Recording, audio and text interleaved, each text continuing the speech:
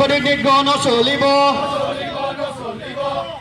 গ্ৰেপ্তাৰ কৰা সাংবাদিকক মুক্তি দিয়ক সাংবাদিক ঐক্য জিন্দাবাদ গণতন্ত্ৰৰ চতুৰ্থ স্তম্ভৰ ওপৰত আক্ৰমণ নচলিব সাংবাদিক নিগ্ৰহ বন্ধ কৰক অসম চৰকাৰ হুঁচিয়াৰ গৃহ বিভাগ গুৱাহাটীত সংবাদ সংগ্ৰহ কৰিবলৈ যাওঁতে এগৰাকী সাংবাদিকক প্ৰথমতে আটক কৰি মাজনিশা গ্ৰেপ্তাৰ কৰাৰ কথা আমি জানিব পাৰিছোঁ। গোটেই ঘটনাৰ গতিগুত্ৰ চাই বা এতিয়ালৈকে আমি যিখিনি জানিব পাৰিছোঁ তাৰ পৰা এটা কথা প্ৰতীয়মান হৈছে যে অতি ষড়যন্ত্ৰমূলকভাৱে সংবাদ মাধ্যমৰ মুখ বন্ধ কৰিবলৈ কণ্ঠৰুদ্ধ কৰিবলৈ চৰকাৰে সাংবাদিকগৰাকীক আটক কৰিছে। আমি ইয়াক তীব্ৰ ভাষাৰে গৰিহণা দিছোঁ আৰু এই কাৰ্যৰ দ্বাৰা চৰকাৰখনৰ একনায়কত্ববাদী মনোভাৱ ফেচিষ্ট চৰিত্ৰ স্পষ্টকৈ উন্মুক্ত হৈ পৰিছে। সংবাদ মাধ্যমৰ লোকক বাতৰি সংগ্ৰহ কৰিবলৈ যোৱা অৱস্থাত আটক কৰি মাজনিশা দুৰ্ধৰ্ষ অপৰাধীৰ দৰে গ্ৰেপ্তাৰ কৰা কাৰ্য অতি দুৰ্ভাগ্যজনক আৰু ই গণতন্ত্ৰৰ বাবে শুভ লক্ষণ নহয়।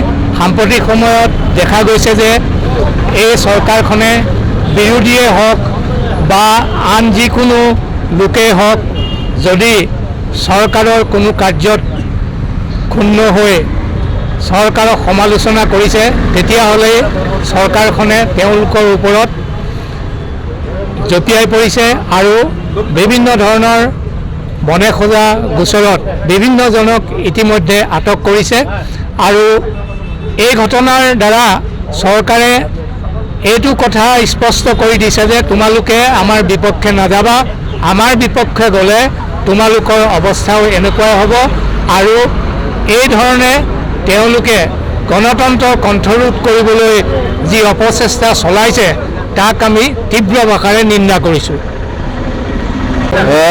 যোৱাকালি ক্ৰছ কাৰেণ্টৰ জ্যেষ্ঠ সাংবাদিক দিলৱাৰ হুছেইন মজুমদাৰক যিধৰণে পাণবজাৰ থানাত আতিশায্য চলাই শেষত গ্ৰেপ্তাৰ কৰিলে, আমি প্ৰথমে ডিব্ৰুগড় জিলাৰ বৃহত্তৰ প্ৰেছ ক্লাবে লোৱা এই কলা দিনত আমি ডিব্ৰুগড় জিলা কৃষক মুক্তি সংগ্ৰাম সমিতিয়ে ইয়াত সহযোগ কৰিছোঁ।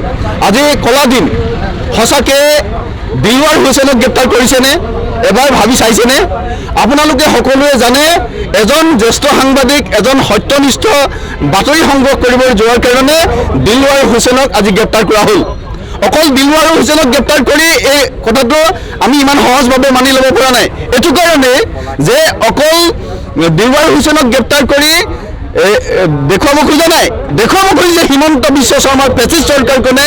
হিমন্ত বিশ্ব শৰ্মাৰ গৃহ বিভাগে এইটো কথা স্পষ্টকৈ জনাই দিব খুজিছে যে সঁচাকৈ একাংশ সত্যনিষ্ঠ বাতৰি সংগ্ৰহ কৰিবলৈ যোৱা সাংবাদিকক এনেকৈ যদি আমি মুখ বন্ধ নকৰোঁ, এনেকৈ যদি আমি কণ্ট্ৰলত নকৰোঁ তেতিয়াহ'লে আমাৰ বিপদ, চৰকাৰখনৰ বিপদ হ'ব।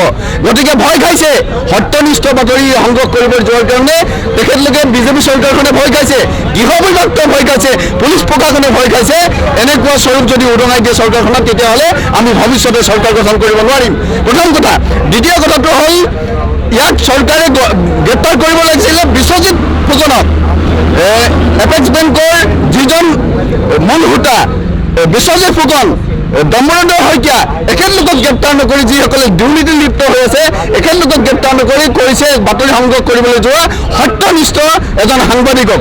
গতিকে আমি তীব্ৰভাৱে হিমন্ত বিশ্ব শৰ্মাক গৰিহণা জনাইছোঁ আৰু দাবী উত্থাপন কৰিছোঁ কৃষক মুক্তি সংগ্ৰাম সমিতিৰ তৰফৰ পৰা যে অনতিবিলম্বে এই কাৰ্য বন্ধ কৰক, সমগ্ৰ অসমতে এই কাৰ্য সাংবাদিকসকলক গ্ৰেপ্তাৰ কৰা বন্ধ কৰক আৰু অনতিবিলম্বে বিনা স্বত্বে মুক্তি দিবৰ কাৰণে আমি দাবী উত্থাপন কৰিছোঁ। ধন্যবাদ।